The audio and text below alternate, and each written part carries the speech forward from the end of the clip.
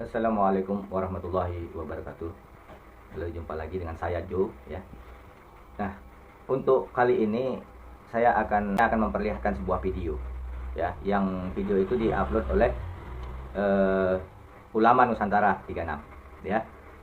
Jadi, kenapa pentingnya video ini saya upload? Karena dalam video ini membongkar kekurang ajaran Lutfi bin Yahya ya. Dulu sudah tahu lah ya bagaimana saya itu ya, mungkin tapi pasti ya bagi majas itu udah tahu, tapi kalau masyarakat ya tidak tahu lah bagaimana saya itu uh, menolak Lutfi bin Yahya itu sebagai membuat pesan pribadi kepada Bapak Insinyur Haji Joko Widodo ya. Jadi alasan-alasan saya itu cuman ya begitulah, saya pun menghormati keputusan daripada Bapak Insinyur Haji Joko Widodo ya, sehingga ya Lutfi bin Yahya itu jadi what impress. Padahal ya rekam-rekam jejak digital Lutfi bin Yahya itu sudah banyak, tapi saya tidak pernah mau membongkar gitu.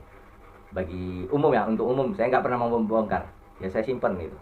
Saya nggak pernah mau membongkar. Nah inilah alasan saya menunjukkan video itu, biarlah orang yang membongkar ya. Saya ya, kalaupun fakta dan data saya itu ya, kalau pribadi mana bisa dijadikan fakta dan data. Jadi orang yang mempunyai fakta dan data, nah inilah yang saya share ya,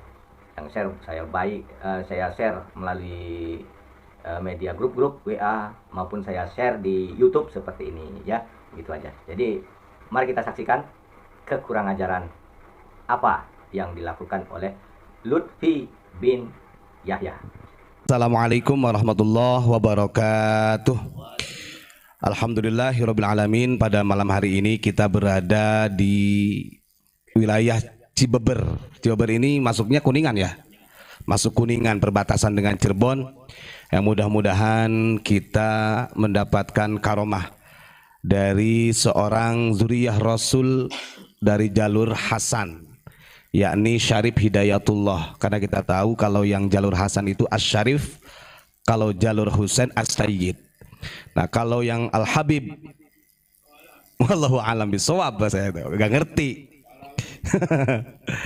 Begini saudara ya, pada kemarin kita sudah membacakan tentang surat Habib Utsman bin Yahya kepada Snokhergenye.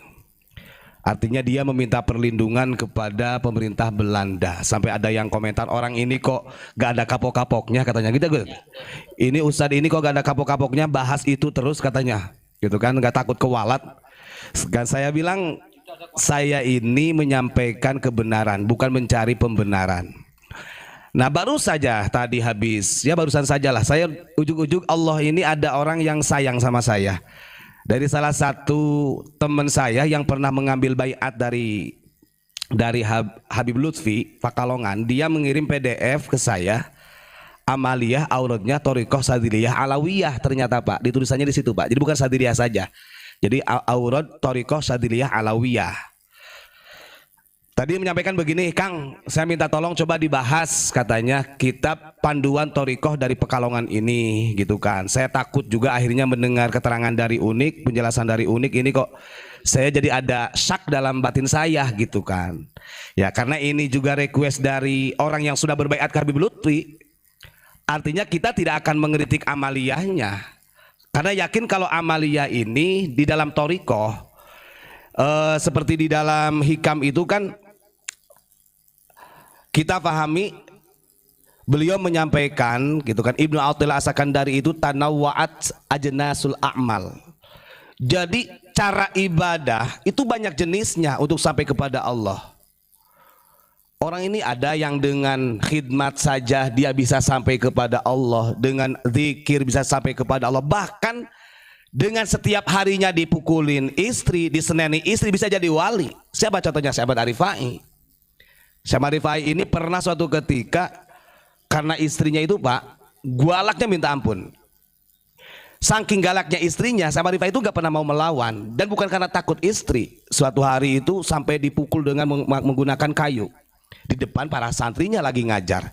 Akhirnya santri-santri sepakat untuk mengumpulkan dinar dan dirham supaya si Ahmad Arifai ini mentalak istrinya. Syekh, daripada begitu udah nikah lagi aja, tinggalkan tuh istri jenengan. Bagaimana jawaban Syekh Ahmad Rifai? Beliau, loh jenengan nggak tahu kalian ini yang membuat saya lebih dekat dengan Allah itu ini caranya. Tuh, artinya tanawwa'at ajnasul a'mal, bermacam-macam. Gitu ya. Bitanawwa'i waridatil ahwal, tergantung waridah-waridah yang menghampiri soal tersebut. Yang terpenting punya guru mursyid. Saya dengan Gus Ilyas, dengan Ustaz Mujib, Ustaz Syakur dan lainnya itu berbeda caranya dengan guru. Cara mendidik guru itu berbeda.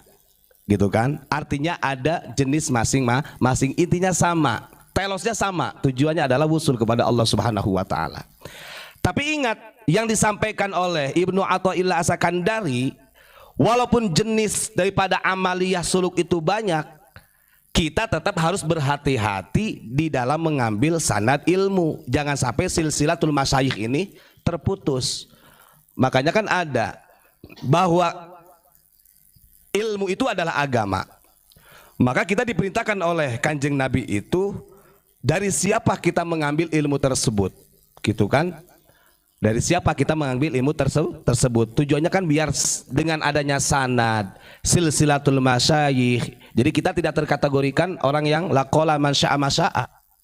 Laulal isnadu laqala man syaa masyaa. Kalau nggak ada sanad, ngawur, semerawut nanti. Bukan nyampe kepada Allah, justru makin jauh dari Allah.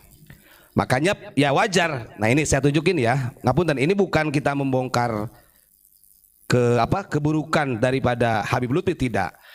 Di sini ada ya. Ini barusan saja nih. Jadi dikirim PDF-nya tentang aurad amaliyah thariqah sadiliyah alawiyah. Ini ditulis oleh Al Habib Muhammad Lutfi bin Ali bin Hasim bin Yahya, Pekalongan. Jadi auradu thariqatis sadiliyah al-alawiyah. Ini adalah aurad-aurad amaliyah wadhifah thariqah sadiliyah alawiyah. Mursidnya adalah Al Habib Muhammad Lutfi bin Ali bin Hasim bin Yahya. Kira-kira kalau saya mengomentari ini kewalat gak ya? Kata orangnya kan, oh, orang ini kok masih berani aja, gak ada takut-takutnya katanya, gak takut sul azab. Saya tidak akan mengomentari amaliyah karena pada dasarnya kalau aurad amaliyah thariqah itu sudah baku. Kita ini pernah baca contoh Tijani ya, Desa Ahmad At-Tijani. Gak akan ada yang berani kalau benar-benar ini punya silsilah paten ya, TKN, pasti bermuara kepada kitab Fathul Arifin yang dikarang oleh Syekh Ahmad Khatib Sambas, yang ditulis oleh Syekh Ismail bin Abdurrahim Bali. Nah kalau kesininya kemudian ada amal yang berbeda, ya itu yang harus dipertanyakan. Apalagi kalau silsilahnya melenceng. Makanya kemarin kita sampaikan TKN yang masih murni secara silsilahnya cuma jalur Mama Armin doang, kan begitu.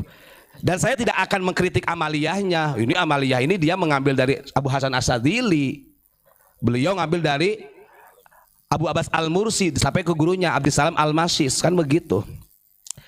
Nah yang ingin saya jelaskan ini adalah di dalam silsilahnya. Nih kita scroll dulu ya. Kali ini PDF.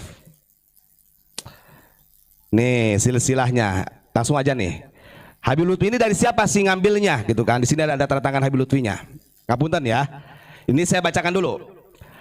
Al-Arif Billah As-Sayyid Al-Habib Muhammad Lutfi bin Ali bin Hasim bin Yahya Pekalongan Jawil Wusta yang berada di Jawa Tengah. Beliau mengambil sanad ya. Mengambil sanad thariqah sadiliyah alawiyah ini dari Al-Qutbil Arif Billah As-Sayyid Al-Habib Al-Hafidh Al-Alamah Muhammad Abdul Malik Qaddasallahu sirrah. Ini dibuat Habib, ingat, bahkan bin Yahya. Padahal yang kita tahu yang membawa thariqah sadiliyah ke Indonesia itu estafetnya kepada Syekh Muhammad Abdul Malik, dia orang Purwokerto. Ya, ingat-ingat, orang Purwokerto ini bukan Habib.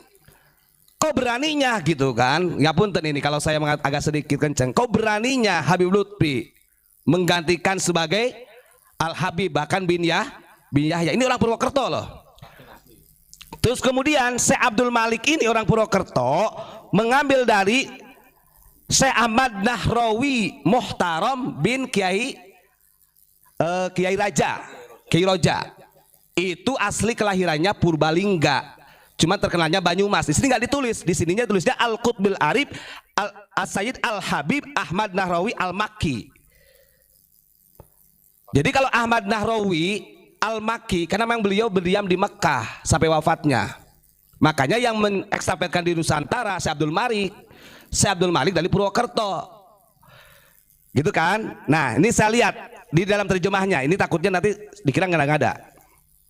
Ini harus perlu bukti, karena saya sinkronisasikan dengan yang ada di NU online. Tuh, jadi kalau kita lihat, bentar.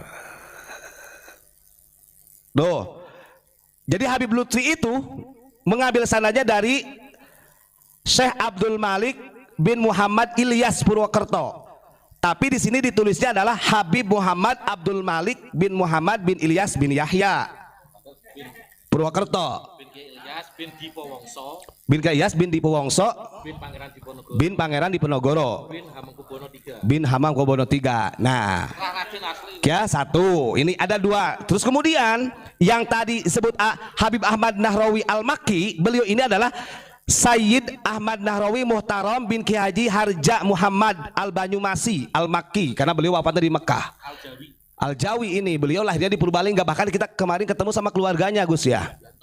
Bahkan nah Kirojani mau dibalawikan keluarganya itu dari cicitnya yang waktu di Purbalingga itu minta tolong sama abah-abah, karena ini sudah haul 2 kali atau 3 kali. Ini kan yang mengisi Habib Lutfi terus selalu dikait-kaitkan dengan Habib Ba'alawi gitu kan. Bahkan manakibnya itu direvisi oleh Pekalongan. Ya ngapunten, ini yang ngomong bukan saya, keluarganya langsung kemarin ketika ketemu. Saya nyatakan ya, pengambilan sanad Habib Lutfi, kalau ini namanya Kiai Haji Abdul Malik Purwokerto atau bin Muhammad bin Ilyas Purwokerto, itu betul. Terus kemudian di atasnya lagi Kiai Haji Ahmad Nahrawi Muhtaram bin Kiai Haji Harja Muhammad Banyumas, betul. Tapi bukan Habib. Alasannya kenapa kok di dalam silsilah aurodnya, saya baru baca masalahnya, maka di kemarin saya tes siapa ya yang punya aurodnya Sadili Alawiyah ini. Ternyata di situ ditulis Al Habib di situnya. Jadi dibuat marga seperti marganya beliau bin Yahya. Coba kira-kira kalau seperti itu, kita orang yang normal belajar agama, kira-kira kalau menurut Bang Mujib ini gimana? Ya, makanya, masya Allah saya ini kok begini di dalam silsilahnya gitu kan. Ini sebab perlu harusnya ngapunten, makanya saya jadi ingat Kiai Haji Khalwani ya.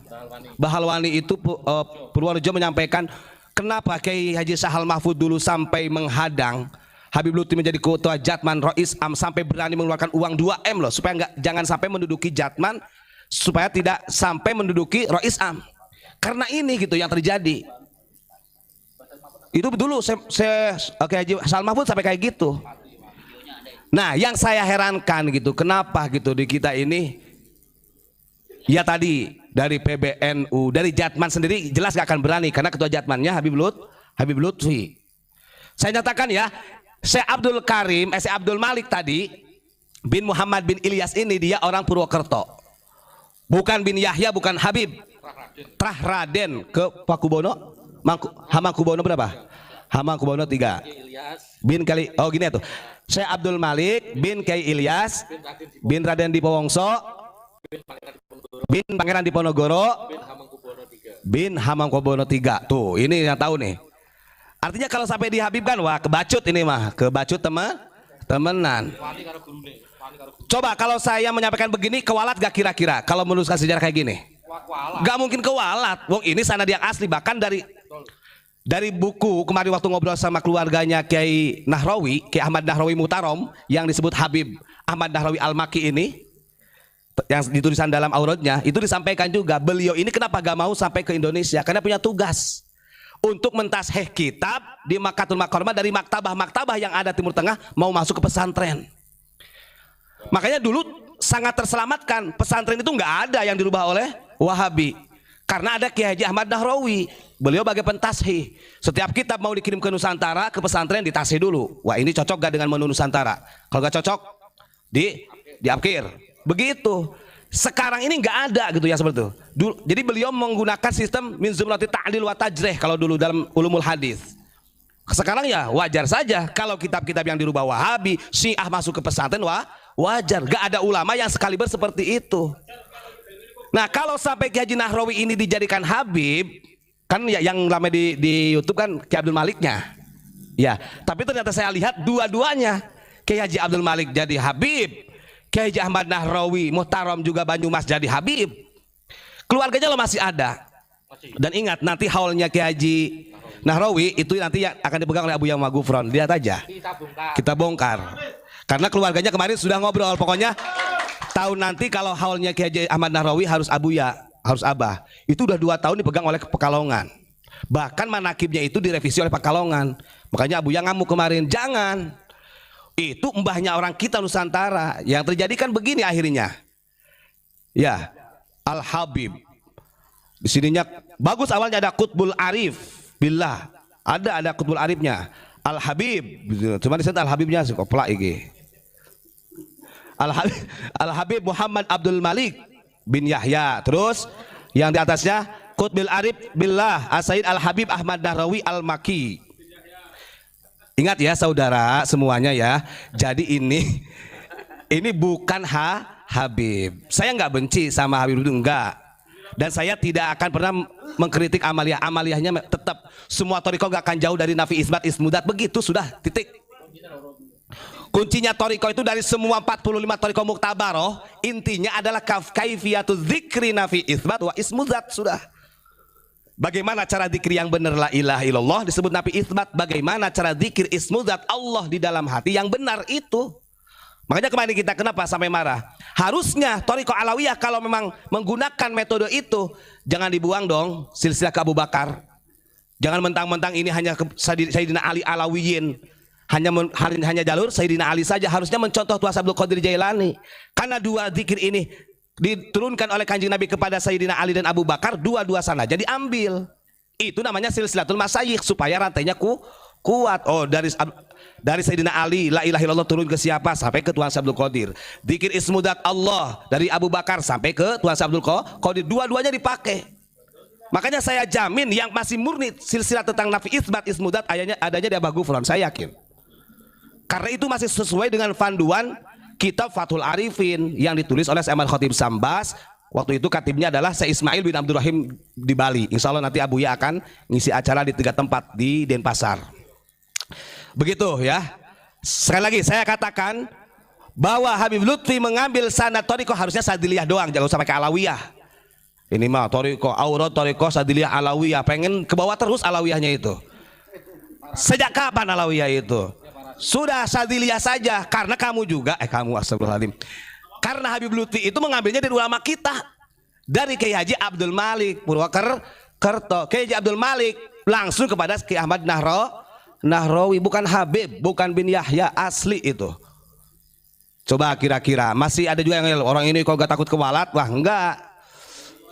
Oke ya, itu aja yang ingin saya sampaikan Pak Mujib ya, biar nanti Pak Mujib bisa ngampleng itu. Kita nggak berbohong loh, serius. Ini makanya tadi sama saya sampulnya saya tunjukin dulu, takutnya dikira bohong. Ada tanda tangannya Habib Lutfi juga. Tuh, At-Thariqatus Syadziliyatul Alawiyatu, di sini ada di pinggirnya menggunakan segitiga ya. Tawajjuh haitsu syi'ta. Terus fa innaka mansurun Allahu wahdah la syarikalah Muhammad abduhu wa rasuluh. Al-Habib Muhammad Lutfi bin Ali bin Hasim bin Yahya, Pekalongan. Di bawahnya Aurat Thariqah Sadiliyah Alawiyah. Bi khatil Arabi wal Indonesi, menggunakan tulisan Arab dan Indonesia. Ini dalam cara kaifiyahnya. Tawasulnya. Sama di dalam tawasul juga sama. Pakai Al-Habib bin Yahya dalam tawasulnya. Nah ini nanti saya kasih tahu nih kepada orang yang ya kita artinya ya monggo kalau nggak percaya tanyain aja kepada Sohibul Mursidnya. Kenapa kok ini jadi bin Yahya? Kenapa kok ini jadi Habib? Gitu aja tanyain. Ya. Saya sepakat dengan pendapatnya Kiai Haji Nahrawi, bener ya Kiai Haji Khalwani yang menyampaikan Kiai Haji Syahal Mahfud sampai berani mengeluarkan uang 2M. Yang penting jangan menduduki jatman. Yang penting jangan jadi rois am. Karena bagaimanapun karakteristik Arab mereka itu tetaplah setawadu-wadunya orang mereka tetap ada karakter asobiahnya, ngapunten, untuk membawa klan mereka. Saya baca kitab Manhajus Sawi, referensi torikohnya para Alawiyin. Nggak ada tuh nukilan-nukilan mereka dari ulama-ulama yang lain. Al-Habib Mukhdar, Al-Atos, terus aja gitu. Klan mereka yang digunakan.